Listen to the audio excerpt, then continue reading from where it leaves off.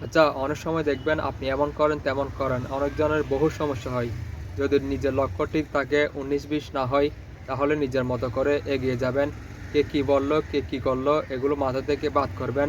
নিজের মতো করে কাজ করবেন। তারপর বুঝে শুনে দিনকাল পার করবেন এভাবে।